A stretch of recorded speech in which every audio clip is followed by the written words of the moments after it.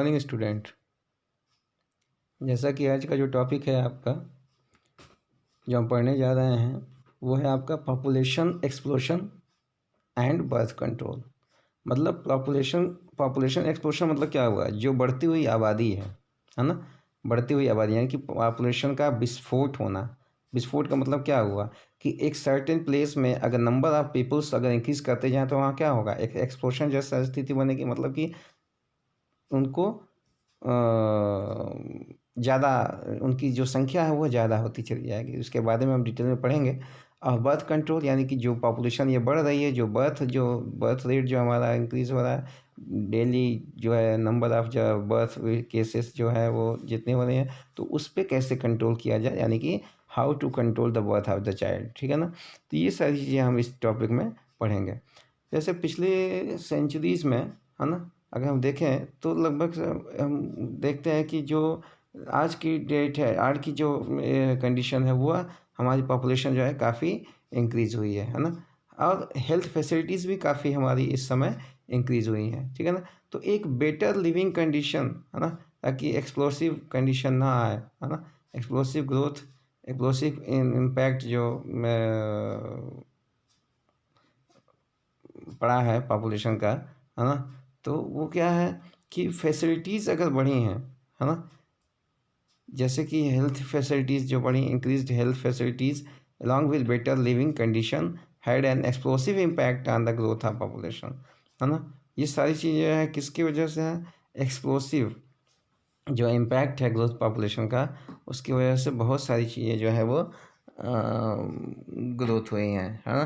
Population world की जो है, जो कि लगभग 2 बिलियन, लगभग 2 बिलियन थी when it was the 1900 centuries, है ना, 1900 सेंचुरी। और एकदम से ये 2000 में, है ना, 2000 सेंचुरीज में यह अप्रॉक्सीमेटली 6 बिलियन हो गई, है ना। यानी कि एक बहुत ही लंबा जो है बदलाव देखने को मिला, बहुत ही तेज़ी से बढ़ी, एकदम बिल्कुल रॉकेट के जैसा। और इसी तरह का कुछ हाल हमारा जो है इंडिया में था। यानी कि when the India got freedom, the time the population was 350 million, है ना, at the time of independence. And now it is crossed 1 billion, है ना। और अब जो है वो 1 बिलियन के करीब जो है क्रॉस हुई है पॉपुलेशन जो है इंडिया की। That is the time when that was 2000, मई 2000 में 1 बिलियन क्रॉस की थी। इसका मतलब कि अगर हम देखें तो लगभग हर एक छठा आदमी जो वर्ल्ड में है वह एक इंडियन होगा। मतलब हर पाँच आदमी के बाद छठा आदमी जो है वो एक इंडियन होगा। ठीक है ना। अब ये रीज़न क्या है इसका कि एक तो रैपिड डिक्लाइन डेथ हो रही है, डिक्लाइन हो गया है आपका डेथ रेट में। और मैटरनल मोर्टालिटी रेट जो होता है, यानी कि infant mortality rate, maternal mortality rate and infant mortality rate जो है वो is as well as an increase in number of people in the reproducible age a probable reason for this। तो number of अगर sexually matured लोग अगर बढ़ते जाएंगे तो रिप्रोडक्शन की रेट जो है वो तेज़ी से बढ़ेगी। तो विच वी आर हैविंग जो programme which is the RCH programme, है ना। इसके द्वारा हमने जो है पॉपुलेशन ग्रोथ के बारे में हमने नीचे करने का कोशिश किया, है ना। पॉपुलेशन ग्रोथ को कैसे नीचे लाया जाए इसके बारे में इस प्रोग्राम से हमने बताया, अवेयरनेस दी लोगों को। It was the marginal, but ये प्रोग्राम लोगों को क्या किया, बहुत ही मार्जिनल लोग इसको समझ पाए, है ना। और इस चीज़ों के लिए जो कुछ बहुत ही कम परसेंटेज लोग हैं जो इस चीज़ को समझे और बर्थ कंट्रोल को, इम्पोर्टेंस को समझे। 2001 के सेंसस रिपोर्ट के हिसाब से जो पॉपुलेशन ग्रोथ थी, it was still around the 1.7%, है ना। यानी कि हर 1000 में 17 लोग, अगर एक साल में 1000 लोग थे तो 1000 पर 17 लोग जो है बढ़ते गए। Rate at which our population could double in 33 years. अब इस तरीके से 33 ईयर्स में हमारी पॉपुलेशन जो है वो डबल हो जाएगी, ऐसा कह सकते हैं आप, है ना। इस तरीके की ग्रोथ जो है एक अलार्म है ना, जो कि हमें स्कैरसिटी की तरफ लेके जा रही है, यानी कि भूखमरी की तरफ लेके जा रही है, जो कि एक बेसिक रिक्वायरमेंट्स अगर इस तरीके से ही हमारा होता रहा तो हमें फूड, शेल्टर और क्लॉथिंग जो बेसिक नीड है वो नहीं मिलेगी, है ना। क्योंकि हर तरफ पॉपुलेशन इतनी ज़्यादा हो गई रहेगी कि हमें कुछ न खाने को मिलेगा, न पहनने को मिलेगा, न रहने को मिलेगी, जगह ही नहीं रहेगी, ठीक है ना, इस पॉपुलेशन ग्रोथ से। तो ये मैसिव जो प्रॉब्लम है, ये एक जो सीरियस मैटर है, इसको हमें समझना होगा। The most important step to overcome with this problem is motivate the smaller families by using various contraceptive methods. अगर उन छोटी छोटी जो फैमिलीज़ हैं उनको अगर हमें ये समझाना नहीं होगा और कंट्रासेप्टिव मेथड के बारे में लोगों को बताना नहीं होगा, हमें करना नहीं होगा, तो ये दिक्कत हो जाएगी कि हमें स्कैरसिटी का सामना करना पड़ सकता है आगे आने वाले दिनों में। हमने बहुत सारे जो स्लोगन दिए, जैसे हम दो हमारे दो, है ना, वी टू आवर टू, है ना। बहुत सारे कपल्स जो है इसके बारे में समझे कुछ लोग, लेकिन किसी की someone the working ones have even they adopted an child norm, one child norm, है ना, वन चाइल्ड नॉर्म का जो है एडाप्टेशन किया। Statutory raising marriageable age of female is 18 years in females and males 21 years हमने किया, है ना। कुछ ऐसे इंसेंटिव्स दिए गए कपल्स को, है ना, जो छोटी फैमिलीज़ के, कि two of other measures taken to be tackle with this problem, है ना, are two small families are two of the other measures taken to tackle this problem. Let us describe some commonly used contraceptive method we have helped to prevent the unwanted pregnancy. तो ये सारी चीज़ें जो हमने बताई, है ना, कि कैसे कैसे हम बर्थ रेट को कंट्रोल कर सकते हैं, है ना। एक कंट्रासेप्टिव जो कि एक यूज़र फ्रेंडली है ना, इजी अवेलेबल हो जाती है, इफ़ेक्टिव भी है, रिवर्सिबल भी है ना, जो कि कोई भी तरह का साइड इफ़ेक्ट नहीं है इसका, है ना। Also it's not any interfere in the sexual drive, है ना। मतलब किसी भी तरह का अगर सेक्शुअल हम इंटरकोर्स कर रहे हैं तो उसमें कोई इससे दिक्कत भी नहीं है ना। किसी भी तरह की जो है desire and or the sexual acts of the user is not any problem during the copulation, है ना। कॉपुलेशन के टाइम पर कोई दिक्कत भी नहीं है, इंटरकोर्स के टाइम पर, है ना। एक वाइड रेंज में कंट्रासेप्टिव मेथड जो है वो अवेलेबल है मार्केट में, है ना, जो कि अलग अलग नेम से, कैटेगरी से अवेलेबल है ना। नेचुरल है, ट्रेडिशनल, है ना, नेचुरल ट्रेडिशनल जैसे बैरियर, है ना, आईयूडीज़ हैं, ओरल कंट्रासेप्टिव्स हैं, या इंजेक्टिबल्स हैं, या इम्प्लांटेंट्स है, या आप जो है सर्जिकल मेथड से भी उसको जो है करवा सकते हैं। तो बहुत सारे नेचुरल मेथड, जैसे principle for charms they avoiding the chances of the sperm while meeting, है ना। Work on the principle of avoiding the chances of the ovum on meeting, है ना, व्हाइल मीटिंग।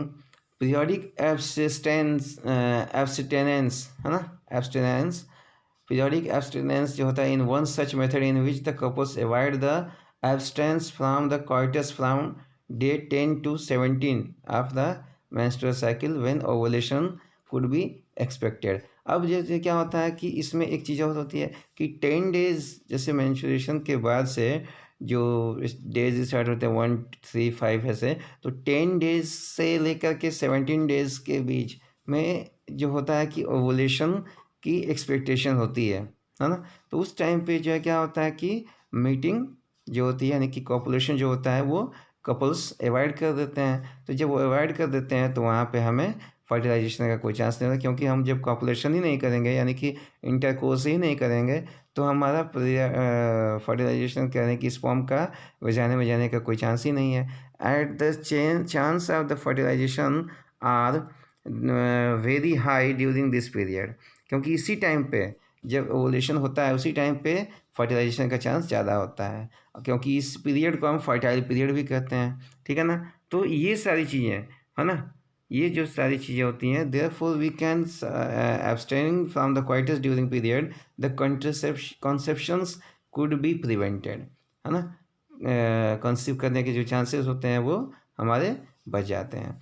हम इस पीरियड में सेक्सुअली अटैक ना कर करके वो हम उनको बचा लेते हैं, क्योंकि फर्टिलाइजेशन नहीं होता है। दूसरा मेथड जो है वो मेल पार्टनर विथड्रा कर देता है उसका पेनिस, जब वो वेजाइना से अपने पेनिस को वो बाहर निकाल लेता है। जब स्पर्म यानी कि जब इंसेमिनेशन होने होता है ना, इंसेमिनेशन होने के टाइम पर जो मेल बॉडी है वह फीमेल के अंदर से अपना जो पेनिस है वो बाहर निकाल लेता है और बाहर ही अपना जो सीमेन है वो रिलीज़ कर देता है पेनिस के अंदर से, मतलब सॉरी वेजाइना के अंदर से कॉपुलेशन करते करते। और जब उसको महसूस होता है कि हाँ now this time is going to be the semination, तो वो अपना पेनिस बाहर निकाल लेता है और बाहर ही सेमिनेट कर देता है। तो इस तरह से भी हमारा जो है चांस नहीं होता है कि वो जो है फर्टिलाइजेशन हो, यानी कि स्पर्म अंदर जाएगा ही नहीं, सेमिनेशन अंदर होगा ही नहीं वेजाइना में, ठीक। तो lactational amenorrhoea, absence of menstruation, है ना, ये सारी चीज़ें जो है मेथड है जो कि बेस्ड होता है ovulation. Method is based on the fact of evolution and therefore the cycle do not occur during the period of instance lactation, this following the parturition। अब देखिए therefore as long as the mother breast feed the child carefully, chances of contraception are almost nil, है ना, conception के chances कम होते हैं। और इस method में, है ना, रिपोर्टेड होता है कि effective it's only up to a maximum period of the 6 months following parturition. अब देखिए कोई भी मेडिसिन या डिवाइसेस, है ना, एज नो मेडिसिन या devices use in this method, इस मेथड में कोई भी मेडिसिन या कोई भी डिवाइस यूज़ करने की ज़रूरत नहीं है ना, जिसका कि कोई साइड इफ़ेक्ट्स ऑलमोस्ट नील होता है ना। एज नो मेडिसिन और devices are use in this method and side effects are almost nil, है ना। Chances of failure though of this method are also high, है ना। ये इस टाइम पे जो चांसेस होते हैं वो एकदम बिल्कुल भी, chances of failure though of this method are also high, very much. दूसरा होता है कि इन बैरियर मेथड में ओवम और स्पर्म प्रिवेंटेड होते हैं फिजिकली मीटिंग में with the help of barriers, जैसे सच एज द कि बैरियर में आपके यहाँ पे जैसे मेल और फीमेल दोनों कॉन्डोम्स मिलते हैं, तो कॉन्डोम्स का भी आप यूज़ कर सकते हैं, मेल और फीमेल कॉन्डोम्स का, है ना, जो कि बैरियर होते हैं। एक thin rubber type latex sheet होती है जिसको कि पेनिस के ऊपर कवर कर लिया जाता है और वेजाइना और सर्विक्स के अंदर फीमेल में उसको फिट कर दिया जाता है। और उसके बाद फिर आप जो है इंटरकोर्स करते हैं और उसके बाद फिर आप जो है इजैकुलेट करिए semen, do not enter into the this one. जैसे ही आपका अगर सीमेन निकलता भी है तो वह वेजाइना के अंदर नहीं जाएगा, ठीक है ना। तो इस तरीके से आप जो है उसको रोक सकते हैं, बर्थ कंट्रोल कर सकते हैं। इसको हम जो है कॉन्डोम जो होता है उसको पॉपुलरली निरोध के नाम से जो है लोग जानते हैं, निरोध के नाम से लोग जानते हैं। अब देखिए use of condoms has increased in the recent year due to the additional benefit of the protecting from the contracting STDs यानी कि एड्स। अब जैसे पहले बहुत पहले से कॉन्डोम की जो फैसिलिटी है वो बहुत पहले से बहुत सालों से है इंडिया में या वर्ल्ड में, बट जो एड्स जो बीमारी आई है ना, सेक्सुअली ट्रांसमिटेड डिजीज़, इसके द्वारा ज़्यादातर लोगों को जो है इस कॉन्डोम का यूज़ करने के बारे में जानकारी मिली और लोगों ने काफ़ी लोगों ने कॉन्डोम का यूज़ करना शुरू किया। मेल और फीमेल दोनों ही जो है डिस्पोजेबल कॉन्डोम्स जो है दोनों के लिए ही डिस्पोजेबल होते हैं कि एक बार आपने अगर इंसर्ट किया और उसके बाद फिर उसको आप हटा करके बाहर फेंक देते हैं, जो कि एक रबर का बना होता है और इंसर्ट किया जाता है फीमेल रिप्रोडक्टिव ट्रैक्ट्स के अंदर to cover the cervix during coitus. Prevention, they prevent conception by blocking the entry of the sperm, sperm की एंट्री को ब्लॉक कर देते हैं और इस तरीके से वो आपका कोऑपुलेशन भी हो जाता है और आपके बैरियर्स का भी काम करते हैं वो, ठीक है ना। स्पर्मिसीडियल क्रीम्स भी आती हैं, जेलीज भी आती हैं, फोम्स भी आते हैं, है ना, बैरियर के साथ साथ जो इंक्रीज़ करते हैं कॉन्ट्रासेप्टिव एफिशिएंसी को, है ना। और दूसरे जो इफ़ेक्टिव पॉपुलर मेथड्स होते हैं जो कि इंट्रा यूटेराइन डिवाइसेस होते हैं, जैसे ना कि डॉक्टर्स जो है वो या कुछ जो एक्सपर्ट नर्सेज हैं वो uterus vagina they insert this device, जैसे कॉपर टी है, हाँ। तो कॉपर टी क्या होता है कि वो यूटेरस के अंदर फिट कर दिया जाता है। यूटेरस के अंदर फिट होने से होता क्या है कि जैसे मान लीजिए कि प्रेगनेंसी एक जो है स्पर्म और ओवम जो है वो फर्टिलाइज़ करते हैं, तो फर्टिलाइज़ करने के बाद जैसे वो इम्प्लांटेशन का टाइम आता है, तो क्योंकि यूटेरस में कॉपर टी जो है फिट है, कॉपर मेटल का कॉपर टी जो है वहाँ पर टी शेप्ड का कॉपर मेटल जो वहाँ पर अगर डिवाइस फिट किया गया है, तो वो जैसे ही आके इम्प्लांट होंगे वो ब्रस्ट कर जाएगा, और ब्रस्ट करने के बाद वो फिर क्या होगा कि जाइगोट के टूटने से फिर वो धीरे धीरे वो ब्लीडिंग के फॉर्म में वह सारी चीज़ें जो है बाहर रिलीज़ हो जाती हैं। इस तरीके से कोई भी दिक्कत नहीं होती है। कॉपर आयंस जो है वो रिलीज़ करके उसको सप्रेस करके sperm motility rate, fertility rate की कैपेसिटी जो है ना, इस तरीके से जो है आपका इम्प्लांटेशन होने के बाद भी जो cervix implantation and make the uterus unsuitable for implantation, यानी कि आप ये तरह से कह सकते हैं कि जब यूटेरस में कॉपर्टी है तो वो इम्प्लांटेशन होने का कोई चांस ही नहीं होता है वहाँ पर, ठीक है ना। तो इस तरीके से आपने देखा कि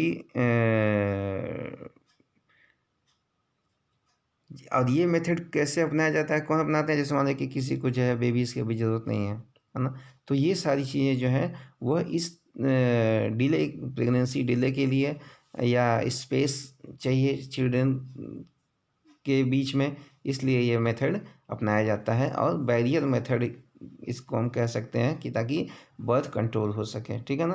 क्योंकि किसी भी इंटरकोर्स में कोई नहीं जानता है कि कब कहाँ पे जो है प्रेगनेंसी अकर्स हो सकती है या फर्टिलाइजेशन हो सकता है, तो इसलिए हमें प्रिकॉशंस की ज़रूरत पड़ती है, ठीक है। तो इस तरीके से पिल्स के द्वारा या इन सब सारी चीज़ों के द्वारा हम अपने बर्थ कंट्रोल को हम रख सकते हैं। और ये जो पिल्स होती हैं ये 72 आवर्स तक जो है आपको मीटिंग के ये रोकती हैं, ठीक है। और ये सर्जिकल मेथड जो होता है जिसको हम स्टेरिलाइजेशन भी कहते हैं, इसमें आपका कि क्या होता है कि जैसे आप यहाँ पे डायग्राम में देख रहे हैं कि कैसे जो है आपका वास्ट डिफरेंस को कट करके टाइट कर दिया गया है मेल गैमेट मेल रिप्रोडक्टिव में, और कैसे जो है फीमेल रिप्रोडक्टिव में जिसको जो है फैलोपियन ट्यूब को शॉर्ट कर दिया गया है, ताकि फैलोपियन ट्यूब को कट करके उसको टाइट कर दिया गया ताकि जो है ओवम जो है रिलीज़ ना होने पाए, मतलब ओवम जो है ना मिलने पाए ताकि फर्टिलाइजेशन हो पाए, ठीक है। तो जो मेल में होता है वो होता है वैसेक्टॉमी, और जो फीमेल में होता है उसको हम कहते हैं ट्यूबेक्टॉमी। तो वैसेक्टॉमी और ट्यूबेक्टॉमी ये कि एक ऑपरेटिव मेथड है ना, क्योंकि ये जो है एक सीजरिंग मेथड है, इसके द्वारा हम परमानेंट जो है बर्थ कंट्रोल को रोक सकते हैं, ठीक है ना। सो ये आपका डायग्राम आपको यहाँ पे दिखाई दे रहा है कि कैसे हम प्रेगनेंसी रोक सकते हैं, यानी कि बर्थ कंट्रोल को रोका जा सकता है ट्यूबेक्टॉमी और वैसेक्टॉमी मेथड के द्वारा, ठीक है ना। ये सारी चीज़ें आपने इसमें पढ़ी इस टॉपिक में कि कैसे हम बर्थ कंट्रोल कर सकते हैं, है ना, बर्थ कंट्रोल कर सकते हैं। और यहाँ पे आपका ये जो टॉपिक है, जैसे देखिए आपका कॉपर टी का ये जो डायग्राम है, कैसे कॉपर टी का डायग्राम देख रहे हैं आप, कॉपर टी, या ये कॉन्डोम देख रहे हैं आप, कॉन्डोम का डायग्राम है, ये फीमेल कॉन्डोम है, और ये आपका जो है मेल कॉन्डोम है, ठीक है ना। ये मेल कॉन्डोम और ये नीचे वाला फीमेल कॉन्डोम, ठीक है। तो ये सारी चीज़ें जो है जो डिवाइसेस हैं ये गवर्नमेंट के द्वारा बहुत सालों से ये जो है चलाई जा रही हैं कि कैसे हम बर्थ कंट्रोल को करें, क्योंकि देखिए पॉपुलेशन अगर इंक्रीज़ होगी तो हमारी ही प्रॉब्लम्स जो है बढ़ेंगी। तो पॉपुलेशन को कंट्रोल करना है तभी, और ये तभी हो पाएगा जब आप इन तमाम सारी डिवाइसेस को यूज़ करें और अपने आसपास उसको अवेयर करें लोगों को, तब जा कर के आपका बर्थ कंट्रोल का काम होगा। ठीक है। So I hope so you have understand all the points related to the population explosion and birth control. Further, if you have any query, then you can comment me. Okay. Thank you. Have a nice day.